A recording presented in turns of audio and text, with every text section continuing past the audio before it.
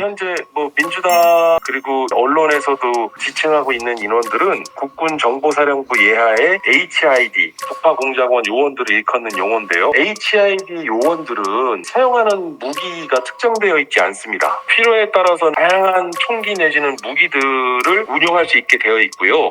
17 전투 비행단은 청주시에 소재하고 있는 F-35A라고 하는 최신의 전투기를 운용하고 있는 부대입니다. 지금 일부 정치권에서는 신북풍 공작이라는 말까지도 하고 있는데요. 북한의 도발이나 전쟁 위협 상황을 우리 국민들에게 불안감을 조성함으로써 국내 정치의 불안 요소들을 시야를 외부로 돌리려고 하는 그런 측면인데요. 이러한 시나리오를 가정해 둔 것 자체만으로도 정말 비상식적인 일이 아닐 수 없습니다.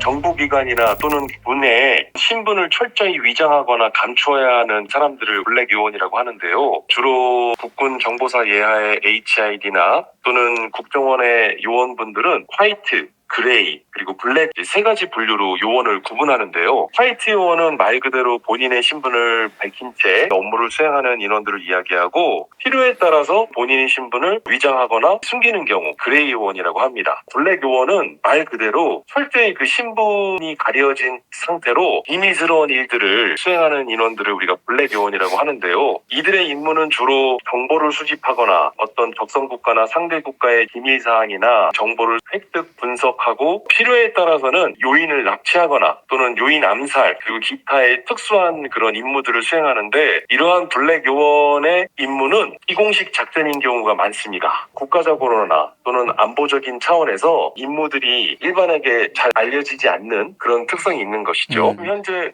민주당 그리고 언론에서도 지칭하고 있는 인원들은 국군정보사령부 예하의 HID 북파공작원 요원들을 일컫는 용어인데요.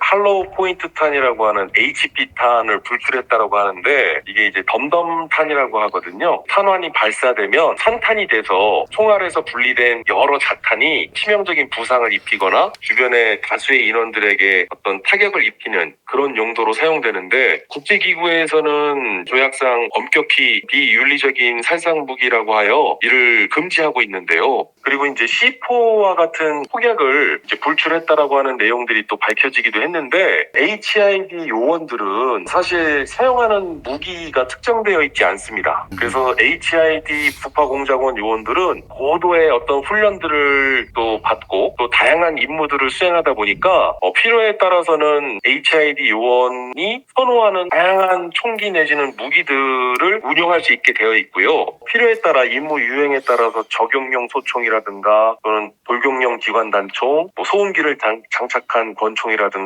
또는 C4 폭약 이외에도 HID 북파공작원 요원들은 본인이 선호하는 무기를 선택해서 사용할 수 있게 돼 있죠. 지금 일부 정치권에서는 신북풍 공작이라는 말까지도 하고 있는데요. 공군 17 전투 비행단은 이제 충북 청주시에 소재하고 있는 공군 비행단인데요. F-35A라고 하는 최신의 우리 공군의 전투기를 운영하고 있는 부대입니다. 전시 상황이 되면 가장 먼저 긴급 발진을 해서 북한 전역 그리고 북한의 수도인 평양을 타격하도록 하는 임무를 부여받은 곳이 바로 청주비행장입니다. 17 전투비행단은 북한에게도 중요한 핵심 타격 목표 중에 하나일 것입니다. 따라서 공군 17 전투비행단에 대한 공격 가정 시나리오도 설정을 해두고 이런 부분들을 검토했을 수 있을 것 같은데요. 북한의 어떤 도발이나 전쟁 위협 상황을 우리 국민들에게 불안감을 조성함으로써 국내 정치의 불안 요소들을 시야를 외부로 돌리려고 하는 그런 측면인데요. 북한의 침투 도발이나 북한의 공격이라고 하는 그런 부분들을 조작을 하고 국민들에게 불안감을 조성하려고 했던 그런 의도가 있었다면 말 그대로 이제 정말 무도하고 천인공노할 일인데요. 일단은 관련된 조사와 수사를 거쳐서 진실을 조금 더 파헤쳐 봐야 될 것 같은데 현재 정치권 일각에서 제기하고 있는 그런 부분들에 대해서는 굉장히 좀 무게감 있게 엄중히 상황들을 좀 지켜봐야 되는 것이 맞겠고요. 근데 어쨌든 이러한 시나리오를 가정해 둔 것 자체만으로도 정말 비상식적인 일이 아닐 수 없습니다.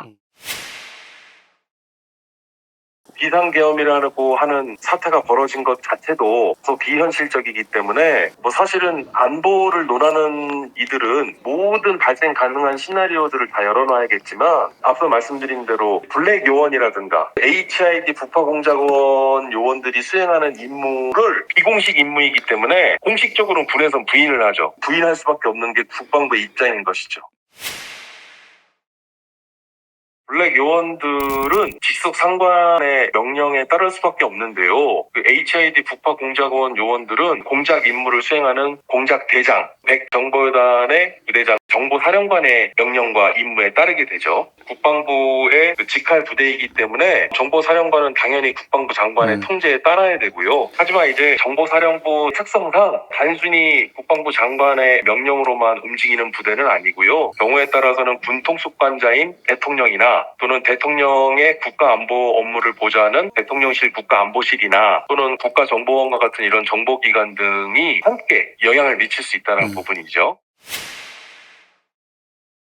오늘날에는 블랙 요원들이 수행하는 임무가 고도의 첩보전이나 또는 심리전이나 인지전 등 다양한 형태에서 또 수행이 되는데요. 특정 방송 채널이나 또는 특정 시간대 어떤 방송 프로그램들을 통해서 지령이 하달되는 경우도 있습니다. 비단 우리나라만이 아니라 전 세계 많은 첩보 요원들을 운영하고 있는 정보기관들이나 특수임무부대에서는 그런 통신 수단을 통한 어떤 지령이나 관련 첩보나 명령이 전달이 되기도 하는데요. 그런 가능성은 충분히 우리가 염두에 둘 수는 있는데 사실 이러한 제보에만 의지한다는 것이 이를 어떻게 검증할 수 있을 것이냐 한계가 분명히 있다라고 좀 말씀드릴 수 있겠습니다.